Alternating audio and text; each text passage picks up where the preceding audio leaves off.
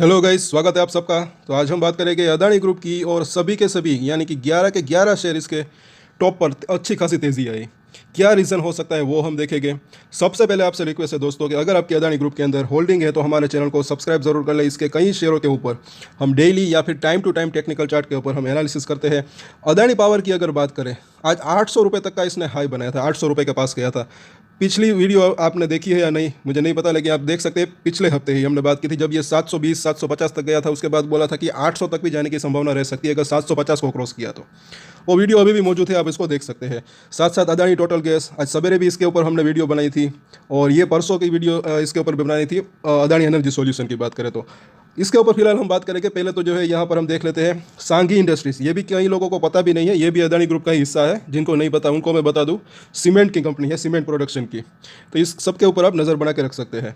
अब यहाँ पर देखते हैं क्या रीज़न हो सकता है। क्या जो ये इलेक्शन है इसके रिजल्ट जो है 4 तारीख को आने वाले हैं, क्या मार्केट ने उसका प्रेडिक्शन कर दिया है या फिर मतलब कि एक अंदाज़ा हो गया है मार्केट को। हो सकता है कि उनको एक अंदाज़ा आ गया हो कि कौन जीतने वाला है और कितनी सीटें मिल सकती है, कौन जीत सकता है और कितनी सीटें मिल सकती है। यहाँ पर जो है एक तो ये रीज़न हो सकता है, साथ साथ एक खबर भी आई है, वो भी ज़रा देखें। और इसी खबर के अंदर अब जेफरीज का क्या कहना है, ये इलेक्शन के बारे में भी ये लोग भी बात कर रहे हैं। तो ये भी हम यहाँ पर गौर से सुने इसको कि अदानी ग्रुप का वित्त वर्ष 2024 में बम्पर मुनाफा कमाया अदानी ग्रुप ने। जेफरीज ने कहा कि ग्रुप के ये 3 स्टॉक खरीद लो। कौन कौन से वो स्टॉक है वो भी हम देखेंगे। आज की अपडेट है दोपहर की, इसको आप देख सकते हैं, ताज़ा न्यूज़ है ये। साथ साथ इलेक्शन के बारे में इन्होंने क्या कहा ये ज़रा देखें कि अदानी ग्रुप के स्टॉक्स चर्चा में है और लोकसभा चुनाव परिणाम यदि निवेशकों की उम्मीदों ने मतलब कि उम्मीदों के अनुरूप आए और भाजपा को चुनाव परिणाम में आशा अनुरूप सीटें मिलती है, यानी कि आई थिंक जो बातें चल रही है कि 400 प्लस सीटें, अगर उतनी सीटें मिलती है, आई थिंक यहाँ पर यही बात हो रही है। आशा अनुरूप का मतलब होता है, तो आशा अनुरूप सीटें मिलती है तो शेयर बाज़ार में बड़ी तेज़ी आ सकती है। सिर्फ अदानी ग्रुप के अंदर नहीं, पूरे शेयर मार्केट के अंदर भी अच्छी तेज़ी आ सकती है। आगे देखते हैं कि बाज़ार की इस संभावित रैली में अदानी ग्रुप के स्टॉक भी चमक सकते हैं। आई होप कि आपको सबको समझ में आ गया होगा। अभी भी आपके मन में कोई भी सवाल हो तो नीचे हमें कमेंट करके ज़रूर बताएं। इसका जवाब हम जो है ज़्यादातर वीडियो में ही देते हैं। कल और परसों छुट्टी है तो आराम से चर्चा करेंगे। सभी का कमेंट हम ज़रूर पढ़ते हैं और साथ साथ जिन्होंने भी हमें पैसे भेजे हैं थैंक्स के ज़रिए या फिर सुपर चैट के ज़रिए, उनको बहुत बहुत थैंक यू। आप भी चाहे तो अगर आपको भी जानकारी अगर यूज़फुल लगे तो सुपर चैट के ज़रिए या फिर थैंक्स के ज़रिए जो है आप मतलब कि जो वो नीचे बटन होता है, चाहे तो पैसे भेज सकते हैं, डोनेट कर सकते हैं अगर आपकी मर्ज़ी हो तो। मतलब चलिए अब आगे देखते हैं कि अदानी ग्रुप की शाख को पिछले साल हिंडनबर्ग के संकट से नुकसान पहुंचा था, लेकिन उसके बाद ग्रुप ने मजबूत वापसी की। एप्पल टू एयरपोर्ट ग्रुप से चर्चित अदानी ग्रुप लगातार आगे बढ़ रहा है।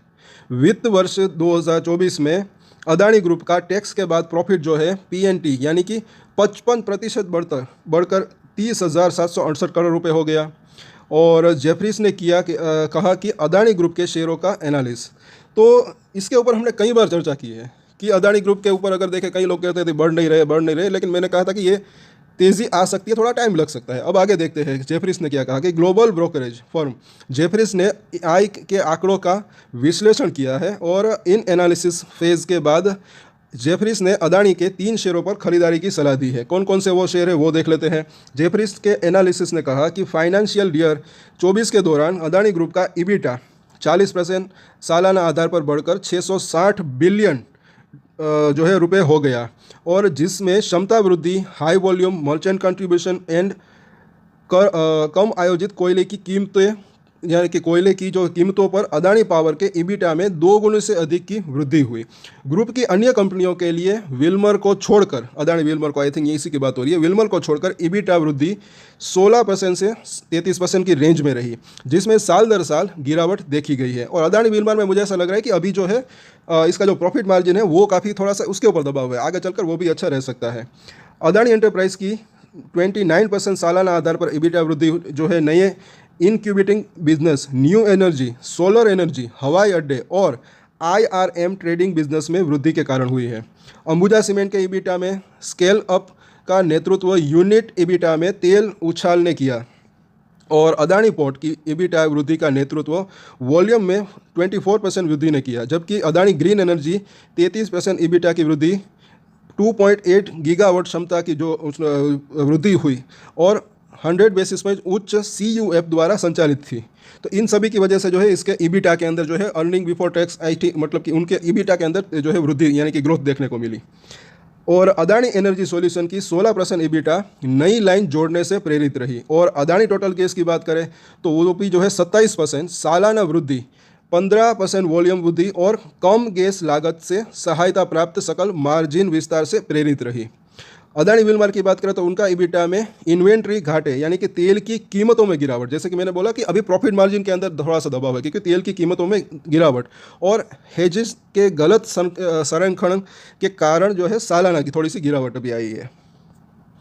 और अदानी ग्रुप के ये शेयर खरीदने की सलाह जेफरीज की अगर बात करें, जेफरीज ने अदानी एंटरप्राइज, अदानी पोर्ट्स, उसका टारगेट प्राइस भी यहाँ पर दिया गया है। मतलब कि अब ये जो है टारगेट प्राइस जेफरीज ने दिया है, लेकिन इसके ऊपर भी जा सकता है संभावना की बात अगर करें तो। और अदानी पोर्ट्स की बात करें तो 1640 रुपये का, और अदानी एनर्जी सॉल्यूशन उसको भी जो है इसने कवर किया है, उनका टारगेट प्राइस 1365 रुपये के आसपास का टारगेट दिया है और ख़रीदने को सलाह दी है। जेफरीज ने कहा कि ऑपरेशन के मामले में अदानी पोर्ट्स लगातार मजबूती से आगे बढ़ रहा है। वित्त वर्ष 2015 में इसकी बाजार हिस्सेदारी 14% से बढ़कर 27% हो गई और वित्त वर्ष 2026-27 तक इसके 30% तक होने की उम्मीद है। अदानी पोर्ट को भी 24 जून से सेंसेक्स में शामिल किया जाएगा। और यहाँ पर जो ये टारगेट है जैसे कि हमने बात की, इससे भी ऊपर जा सकते हैं अदानी एनर्जी सॉल्यूशन की भी बात करें तो। अब आगे देखते हैं, जैसे कि ये जो है पूरी की पूरी रिपोर्ट जो है यहीं तक की है और आई होप कि आपको समझ में आ गया होगा। इन सब के ऊपर जो है हम टेक्निकल चार्ट के ऊपर एनालिसिस करेंगे आज और कल। तो जिनकी भी इसके अंदर होल्डिंग है, अगर आप नए हैं इस चैनल के ऊपर, अब तक आपने सब्सक्राइब नहीं किया हमारे चैनल को तो सब्सक्राइब जरूर कर लें। साथ ही डेली हम एक शॉर्ट वीडियोस भी अपलोड करते हैं, वो भी आप देख सकते हैं। उसके अंदर भी ऐसे स्टॉक शेयर करते हैं जिसके अंदर आने वाले समय में तेज़ी की पॉसिबिलिटी हो सकती है। तो हमारे चैनल को विजिट ज़रूर करें। और हमने बात की आने वाला हफ्ता काफ़ी इंपॉर्टेंट रह सकता है और दो रीज़न जो है यहाँ पर हो सकते हैं आज की ये तेज़ी के। एक तो ये जो हमने अभी देखा कि इसका जो ईबीटा और प्रॉफिट वो जो है वो पूरे साल का आया है। साथ साथ अब इलेक्शन के रिज़ल्ट 4 जून को है, तो हो सकता है कि मार्केट को उसका एक अंदाज़ा जो है मिल गया हो। मतलब कि एक अंदाज़ा अगर देखें, प्रिडिक्शन की बात करें मार्केट की, तो वो एक जो है मार्केट एक जो है संभावना की बात करें तो एक प्रिडिक्शन लेकर चल रहा हो और उसको शायद उसका अंदाज़ा मिल गया हो। इसी वजह से जो है आज इसके अंदर ये अच्छी खासी तेज़ी देखने को मिल रही है। और साथ साथ एक चीज़ ये भी यहाँ पर जो है लग रही है कि सीटें कितनी मिलती है, कोई भी पार्टी जीते और अगर बीजेपी आती है तो उनको कितनी सीटें मिलती है, वो आई थिंक मुझे ऐसा लग रहा है कि वो मायने रख सकता है। उसका जो है काफ़ी इंपॉर्टेंट रह सकता है।